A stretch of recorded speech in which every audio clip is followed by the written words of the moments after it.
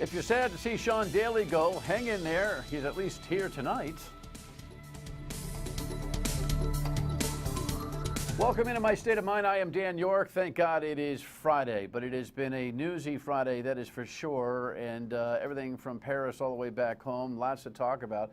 If it was a regular old news day, Sean Daly will be out there hoofing it, keeping some people accountable. But Sean has retired from Eyewitness news that I was not real happy about, because I often like to play his stuff, not only here on this television show, but on the radio, and then say, that was Sean Daly, because I think I do a pretty good Sean Daly, but I'm not on my game today, but we'll see if he likes it. Sean's going to tell about it, a little bit about his career and why he's left and what he's going to do. And you know why you talk to people who's retire from the business, because you love them and you're going to miss them. All right, so we'll get to that as we move along. But let us check the rundown.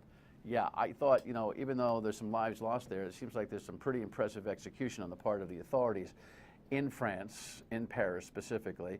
This is a number which is actually duplicate 2 years in a row and is horrifying. As we think about, is that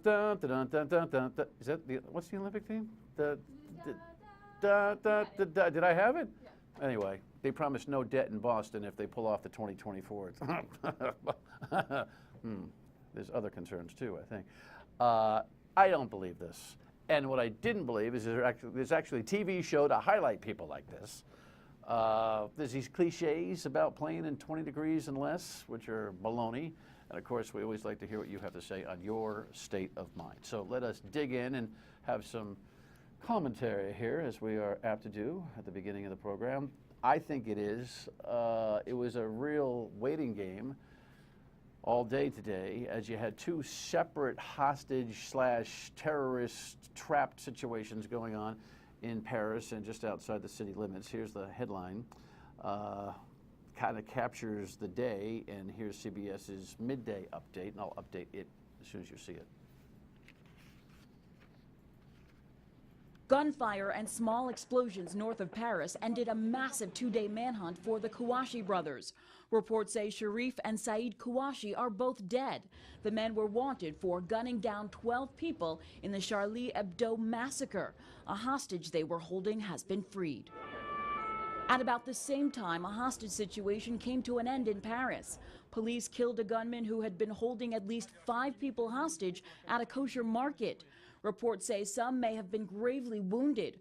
A police official tells the Associated Press the suspect may be responsible for gunning down a female police officer in Paris yesterday and may be linked to the newspaper shooting.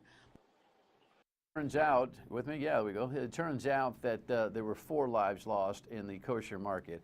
This is the guy that allegedly took the life of a Paris police officer. He was on a separate mission to rain terror, and his girlfriend is out there still missing. That's the update.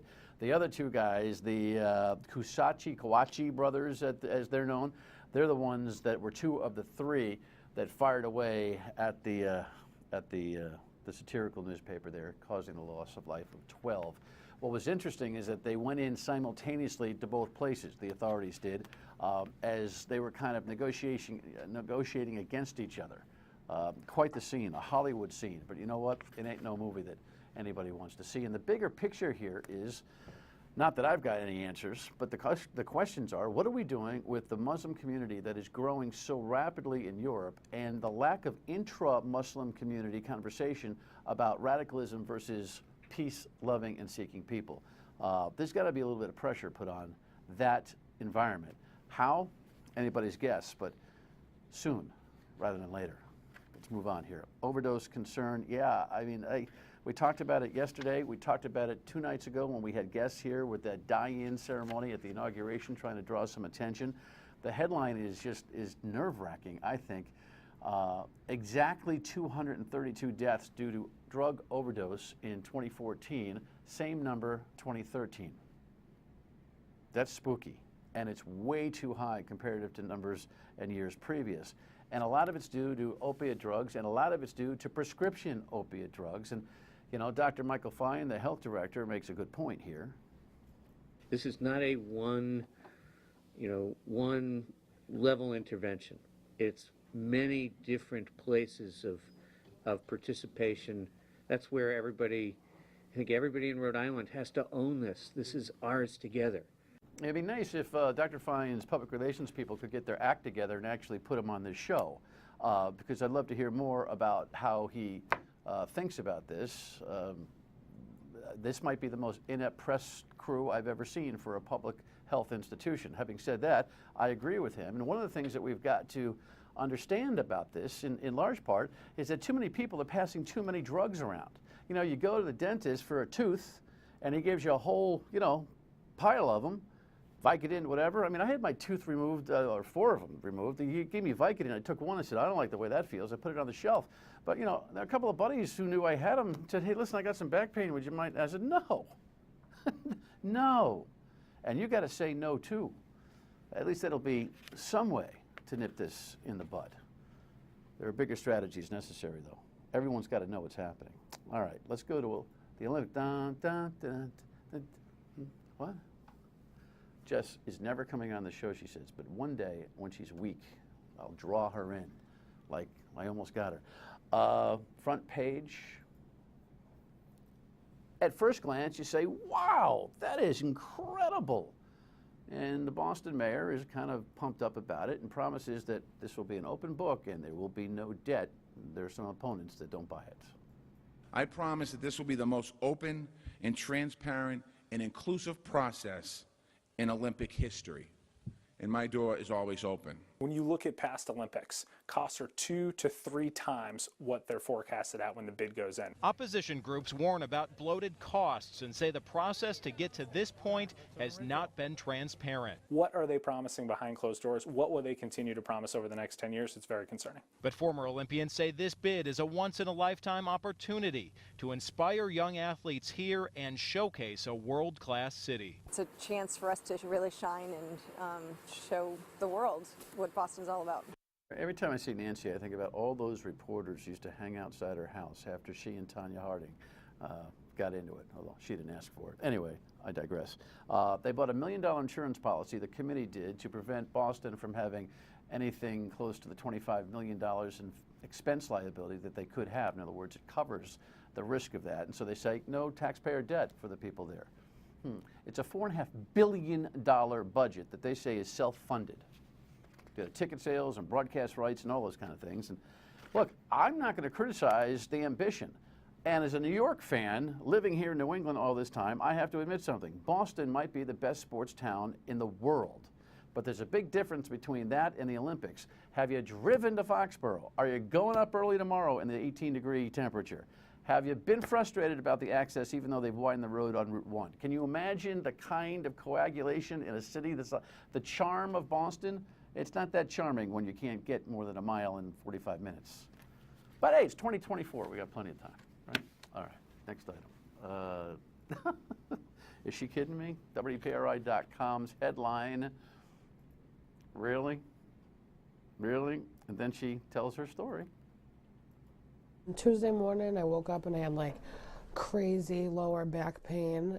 Katie Kropis rushed to South Shore Hospital. They told me that I had a full-term baby ready to come now, and so I found out 10:15 and I had her at 11:06. Ellie was born. 10 pounds, 2 ounces. The instant mom was shocked because she says she didn't feel the typical signs of pregnancy. I thought that I had put on like some Christmas season weight, and but I never thought that I was pregnant, never. Now, I don't know what it's like to be pregnant, although some people would say. Well, anyway, my point here is that I have no point, other than you got to be kidding me. What you find out, though, is that most full-time maternity facilities have 1 or 2 of these a year, which I guess is enough to sustain a cable show that I learned on the radio today, weekdays noon to 3 on WPRO, is called I Didn't Know I Was Pregnant. I haven't seen it, but I will probably tune in after a couple of beers. All right, guess what? Speaking of a couple of beers, there'll be plenty of people that are having them, even though it's freezing tomorrow. A little better tonight, huh? But tomorrow it's not going to get over 20, and then by game time, I guess it's going to be about 18 degrees and falling. The players are getting ready. Brandon LaFell, born and raised in the South, is still in awe over how cold it gets up here. I never felt this way. I never looked at the weather and it had one digit on there. I never seen nothing like it, but hey, everybody said it's football weather up here, so let's go play. Look, this notion, this like cliche that they all use, which is that you don't play the weather, you play the opponent, in this case the Ravens, is hooey. You're playing the weather too. And let me tell you something, baby, that'll be the determining factor. Who plays the weather better will win that game tomorrow. My guess and my bet is still on the Pats. And that's from a Giant fan. Your state of mind is important to me and important to others. This is how you get in touch. Call us at 228-1886. Email me and tweet and Facebook post and all that kind of stuff. Ron's got a serious concern about the ongoing conversation about pro-life, pro-choice, Gina, the bishop, that whole thing. I'm very concerned that I hear all the time because I'm an independent, but I hear the Republicans have been using it for years now that the people that are pro-choice are really pro-abortion. That isn't true. They're not pro-abortion. They'd prefer not to have an abortion, but many times they're in situations where they don't have a choice.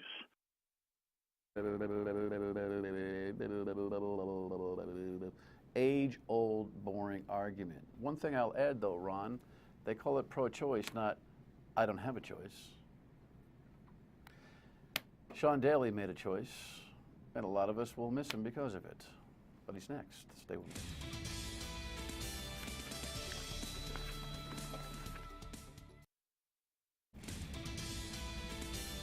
Oh, I heard inside the building that Sean was retiring. I was like, doggone it, really? But you know what? People have a right to run their own lives. Here is the story from WPR.com. 42 years. He doesn't look a day over 42, so that might be a little bit of exaggeration. I don't know. But how about some clips, some real Sean Daly? The irony lost on anybody in this room that we're discussing fire safety, and the sign here says not to exceed 35 people. Chief, tell me what you're thinking. Show me the papers. Why are you any different from anybody else who stood in front of a podium and told us stuff that never happened? The question's everything. Are you concerned? Because the question gets to the answers. Can we speak with you for a second? Mr. Moreau, are you ashamed of your criminal conduct? I'm wondering if these are the right questions. Some reporters don't listen to the answers. It's an amazing thing, but it's true, isn't it? Why is gasoline not a problem? It is true, and they're making a big mistake. 2 cans of gasoline right inside a building. You listen, but then you have to follow it up. This doesn't look right to me. You would possibly die? Well, I thought about the death. Over crackers? Yeah, I wasn't thinking about the crackers at the time. What? Congratulations. Thank you. On a terrific career. You're crazy, man. Partially. If we weren't all crazy, we'd go insane. See, if you only knew, I mean, if you think you get it all from just a news package, you have no idea how charming this guy is and how much fun he is to be around and what kind of a free thinker you are. It's always going, isn't it? Always going. Not always in a straight line, which can be a problem, but it is always going.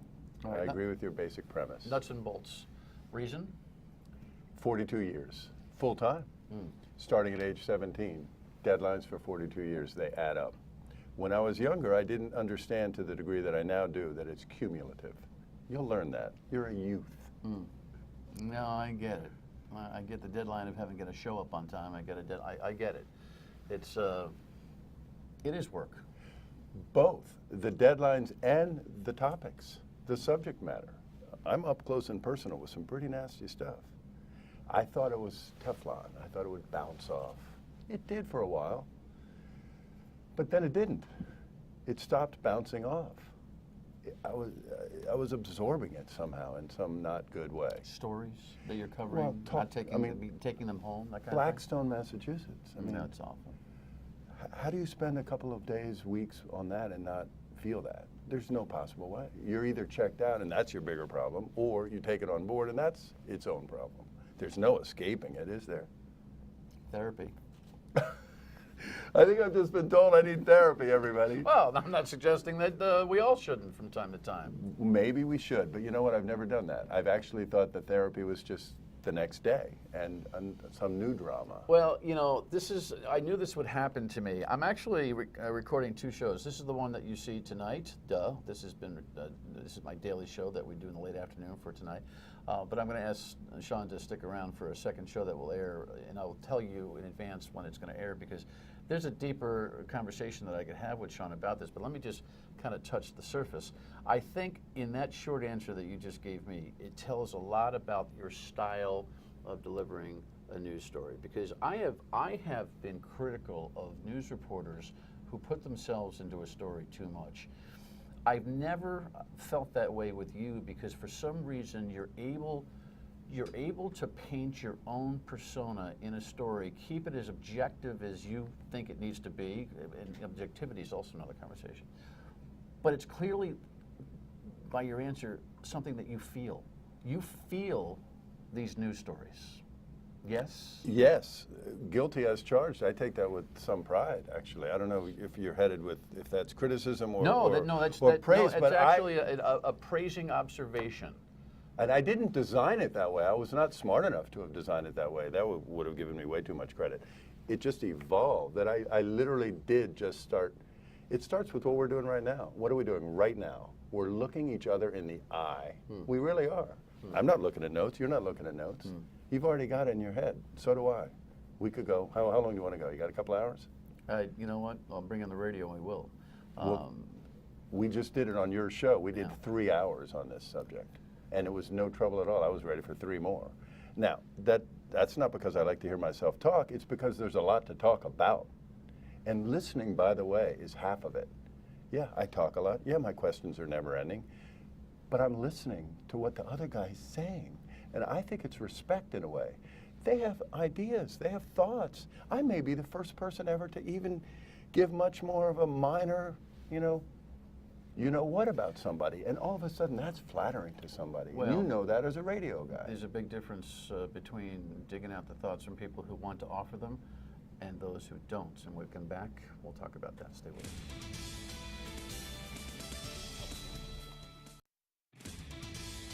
I know you're not saying anything, but I'm just wondering why you won't tell us. Nope, not saying nothing. If you want to say anything, you can talk to my local union if you want to. Your local union? I'm not talking about the union. I'm just asking you straight up. Did you see any cockroaches? Not saying a word. You're not saying anything. Saying a word. But you can see how this... So let's come on back. I mean, that is a chronic type of scene with you and your career. Now, that poor guy, I don't even remember the story. It's almost irrelevant. You know, he seems like a player in a saga, and you're looking for some answers to build a story. When you're chasing newsmakers in the same way and looking for answers out of court or down the hall of Capitol or whatever, it's a whole nother ballgame. You seem to be very comfortable in your shoes, just tenaciously driving home the need to get the answer. If it's a legitimate question, thank you. I actually am comfortable with it. I think we're the good guys. I don't care what this whole new world that somehow we're the bad guys. Has anybody read the Constitution lately? I mean, we're protected by the First Amendment. We are on the right side of history most of the time, not all the time. What industry is perfect? But I wake up in the morning thinking, well, before this recent retirement, thinking that I'm on a mission for truth. I was actually thinking that you were building some momentum there to think, oh, Christ, I think I'll just show up for work on Monday and get right back into it. Anything's possible. Not Monday, but I rule out nothing. Nothing is ruled in or out. Okay, so we're gonna have a further show where we can talk a little bit more about your philosophy and your career and some great stories and your thoughts on some of the politics now that you can kind of opine rather than just report. But the facts, are you all done? What are you gonna do? People are interested. I am all done, but I'm not done with life or with Rhode Island. I'm not leaving. I'm a Washington, D.C. native, but I've been here now for 33 years, which is more than half of my whole life and most of my adult life.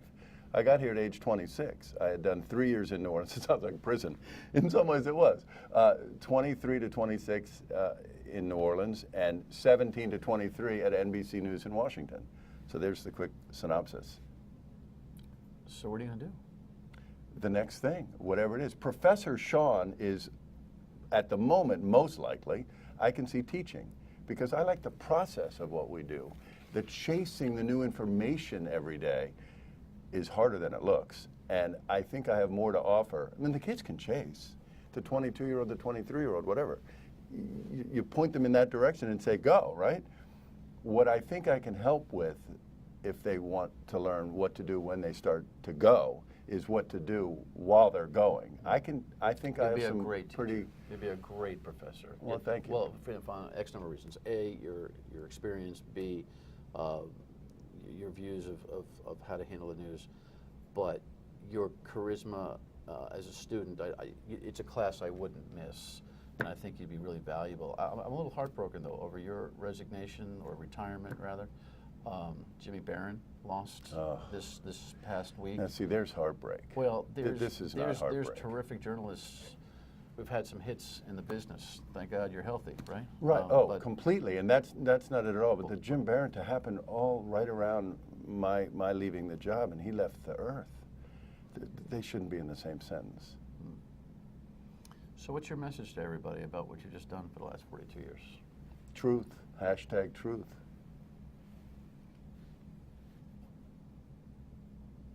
I feel I've been a chaser of truth. And there's you run into a lot of obstacles on your way toward truth. Now, it may just be my idea of truth, but it's close enough. Some of the other people's ideas of truth aren't mine. Good luck in your retirement, but don't be a stranger. Thank you. Sean Daly, one more thing and we'll be back to you. I forgot to do my impression of Sean in front of Sean. That's all right. We're going to tape another show, and I'll do it and have him grade it. We're going to miss his reports, no doubt, but something tells me we're not going to miss him too much. He'll be around for us. Bishop Tobin will be around for us coming up on Monday. He, stood up against the inauguration of Gina Raimondo on principle. We've got kind of a principle battle between the two that's kind of ongoing. He'll describe how he thinks about it, and we'll talk all things Catholic on Monday. Go Pats. Have a great weekend. Good night.